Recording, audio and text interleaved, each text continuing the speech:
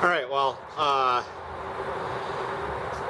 I guess maybe we're out of fuel on the ET8. The T26 ran for an hour and a half on that tank of fuel. It's idling really fast. I don't know what to do about that. I've got it set to as slow as I can think to get it to idle. Maybe we'll see if there's a little more adjustment to slow down the the T26.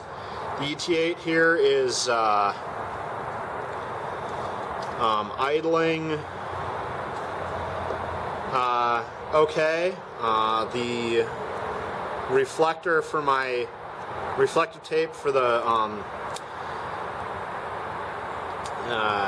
tachometer seems to have worn out or isn't reflecting properly anymore, so I guess I'll have to get some new of that if I want to check the ET8 again. But it ran okay. It still doesn't have great throttle response, and I think that's just going to be that that is the way that carb works. So it's okay though, because the ET8 is really not, or the ET series is really not designed to be throttle governed like this. It just runs too fast. So, but it was a good day, and I'm glad that the throttle linkage on the T26 isn't rubbing anymore.